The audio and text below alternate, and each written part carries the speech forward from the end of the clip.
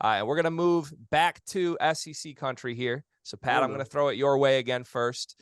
This is the Razorbacks, the bus. A dicey game last night against UNC Greensboro. They survived, though, which is, that's notable for a team as young as they are to be taken the distance by an underdog and come out unscathed. Better to learn from a win than it is to learn from a loss. We have to mention the note, Trevon Brazile is out for the season.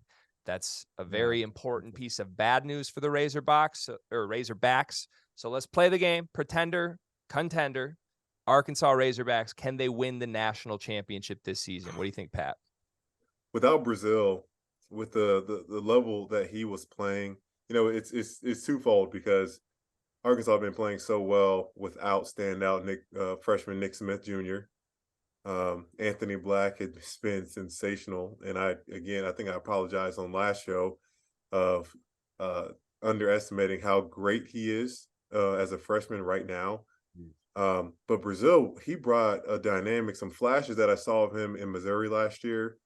I'm like, man, if he's just in the right spot, someone that just really gives him the green light to go, because he wasn't taking bad ones. He was running the floor, he's athletic, he could finish, really seemed to have a natural feel for the game.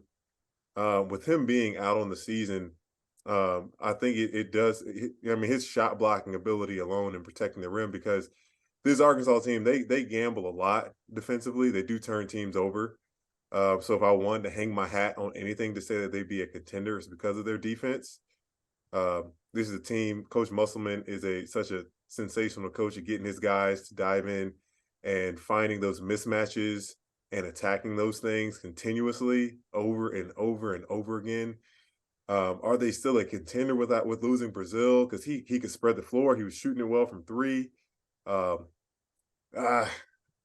don't want to get shot by this one because before Brazile got injured, I thought Arkansas was the best team in the SEC. With him being out, I'm probably gonna go with them being a pretender. Going to go with them being a pretender. I haven't seen enough from Nick Smith Jr. yet to I believe he's going to find a rhythm. I haven't seen really much anything from Jordan Walsh, being the stud that he projected to be, being 5-star, knowing with his 6'7" height and 7'3" wingspan, that he's going to be able to disrupt and cause a lot. The Mitchell brothers are going to have to step up with Brazile being out. I'm going to need to see Nick Smith Jr. Carry this team a little bit more, and then I'll change my opinion. But with Brazile being out, how well he was playing, they're going to be pretenders for me for winning the national championship. Laval, you agree?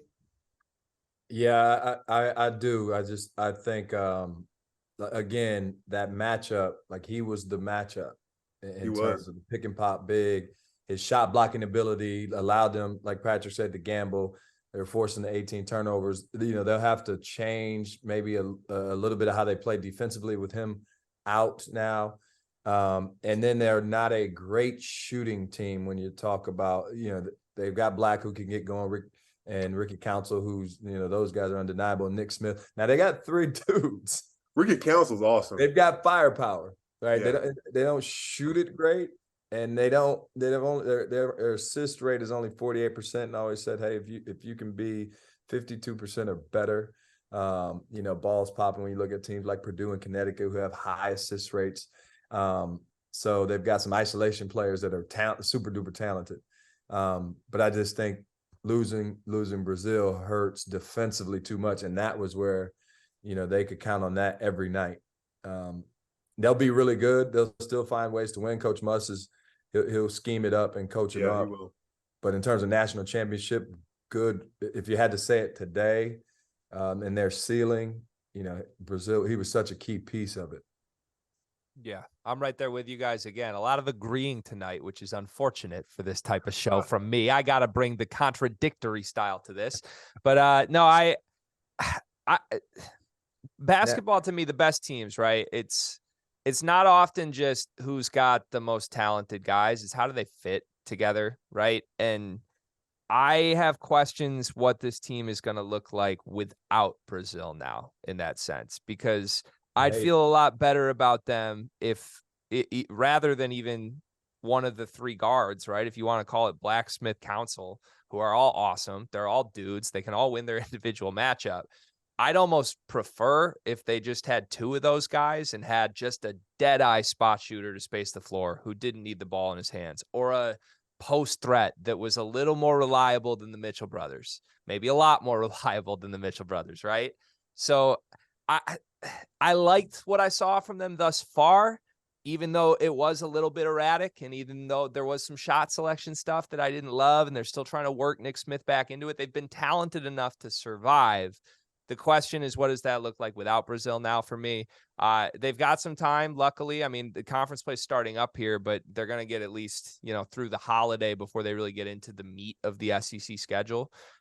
So hopefully they can get some continuity there and they can be firing on all cylinders, because I do still think they can be a threat to win this conference, just maybe not at the national level as some of these other teams we're talking about.